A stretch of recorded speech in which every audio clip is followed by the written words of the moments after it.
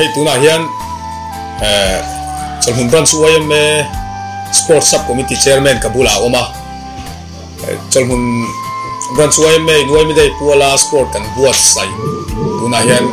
kan tran chho me ka tuna hian sport chairman hi anin buat sai da anan zo tanga engtin nge a hau takem ti te khongain min han hril sela UIMA dei pual sport in buat sai a hau takem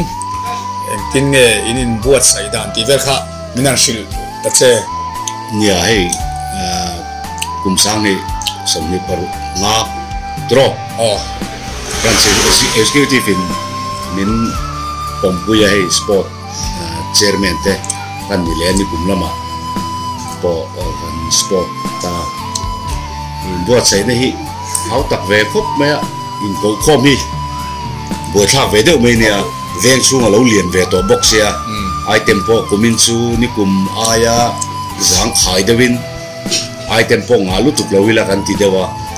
e tuna henan kan kal chho me kan ya futsal hi kan zo trepa zanin hi anol pui chuan a mor kan bok dona ka le lo dream basketball kan khel chhowa ti khan nei che volleyball te stiang chu nia hi kan secretary te le kan thopui ten fela ke tak pe chu ka lang tam thei lo a in buat sai na po kal tuang zel ning kan thria tuna hian sport discipline hi engzat nge in elna tur hi engzat nge in ronda in elna hi pariat kan tia futsal chu ngachina kan soyang khan futsal kan time ka basketball volleyball mi pale me chia chuan in sui po kami ka ania ania ni ta dead ball arm wrestling chu ho su ni ho jam chu ni mai anu abdol ko mai pe chon mun bra chuai me hian member sang hi chuang kan nom to kan sport chairman na soyang khan in fiam na buat sai po ya hau ta kan venga liana member kan tam box ya ti line he sport fel file thatak main an buat sai theya alom khop mai an tho ho na po a tha ti a hria ta sport subcommittee a hen tuna hian member exam nge om chu tuna hian mani khan vice chairman le assistant secretary kan duat thar le a chuti ni chuan kan vai mi so pariat kan ni e alom me hey hun thatak min pe ka vain kan lom me section 1 le 3 first match at field dona lo in warm up hal turin players te galing chi team hal dia section 1 le 3 te tu na chama minute na a hian game kan chan don yo te na tin ke tin ta tua a u ro ka ke do ni ko sa so sa fa ni ram se bo ta ti ko so to ta bi te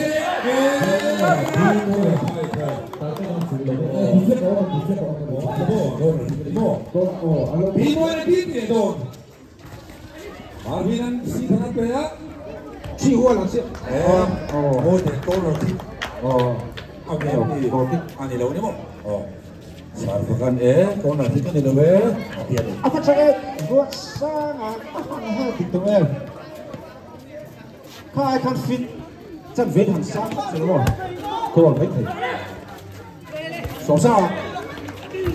mà như thế trong tôi đấy không đây tôi bảo số số sao đầu tiên sao đây sai out số đấy safety first khi bắt sắp chưa thoái anh kia không trong ai chuẩn bị out không bôi đầu xuống này phút sau là cái hiện phút đó là cái Marvina di mo yan kaya ala let ya rot sa abang sa kan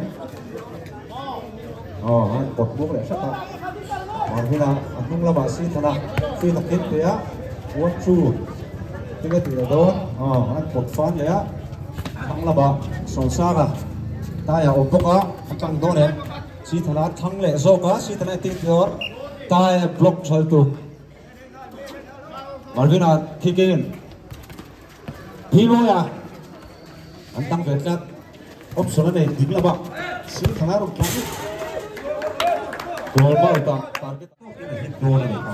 chứ còn chưa đi mọi gì này không keeper backup đi tầm hậu pha hôn rồi tiểu về slow mà keeper hit cái phía slow hit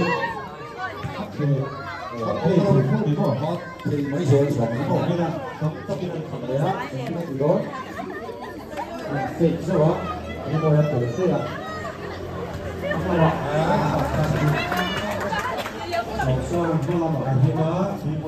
Tốt quá.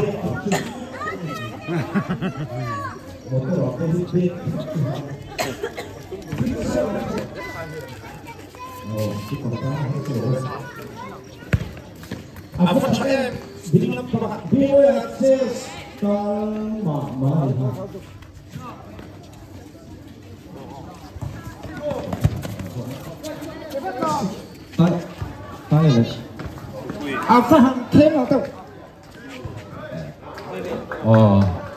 ngọc tia kick in section 3 Cam song sang Abraham Bela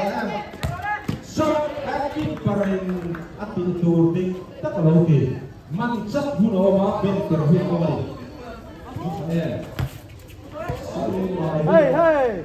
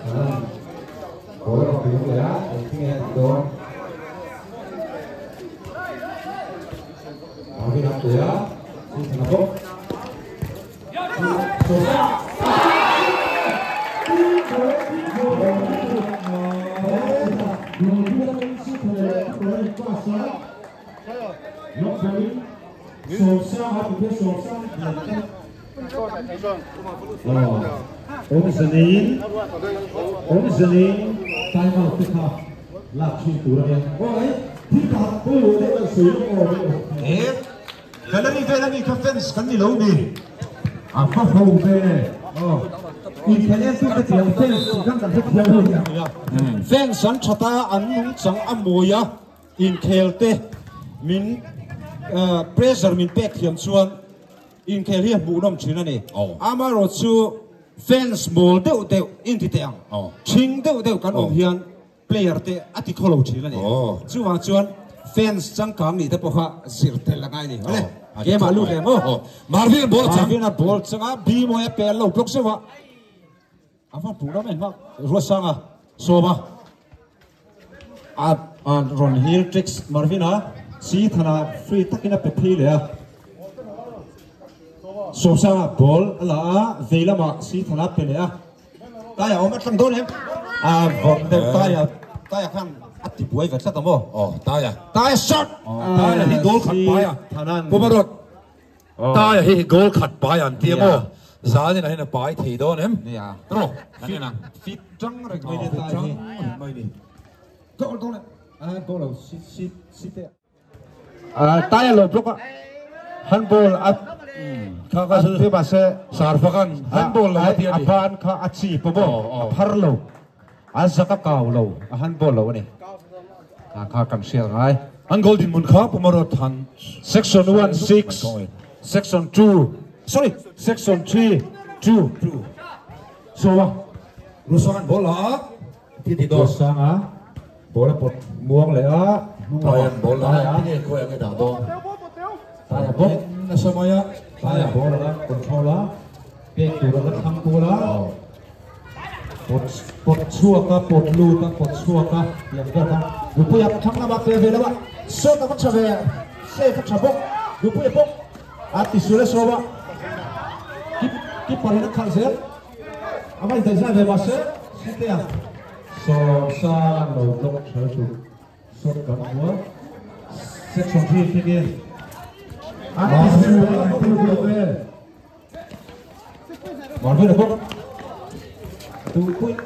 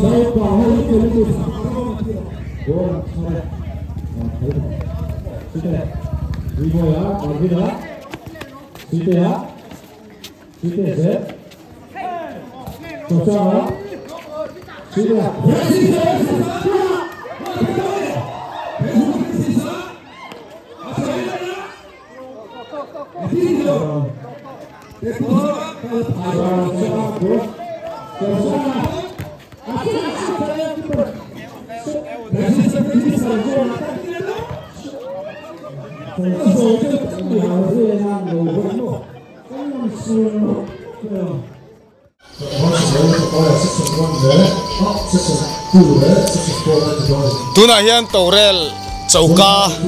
kota kan om meka he tilai mun hian thingpui dor nuam tak mai he pona hanenila thutna nuam tak awma achunga kan han lut lenga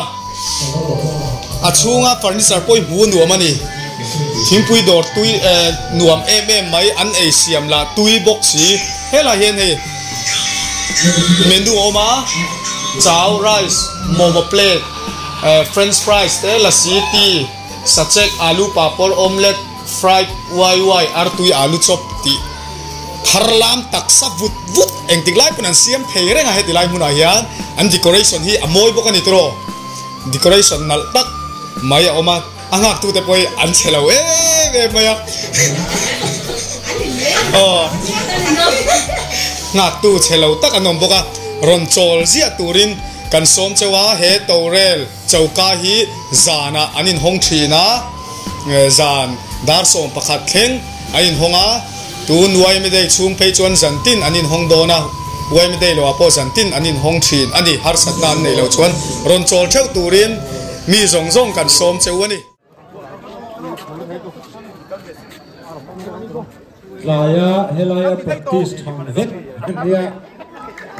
ven ania Prince kat treo ania ani festiama kapten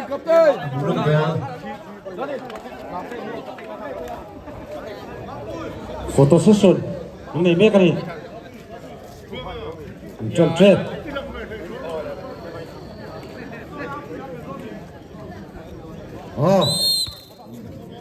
section 2 bola tinua for lama siapa siapa for siapa bok apa nadeu lama Chakluwa masih nego chakluwa kiper dia left lama pun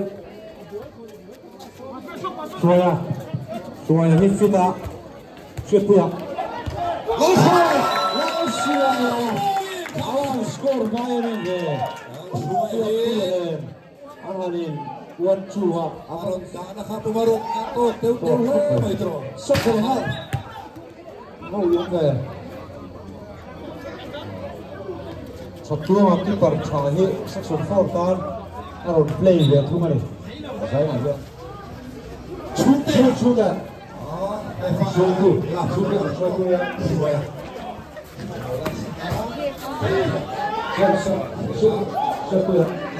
Nah, selamat tu saya. Mulai.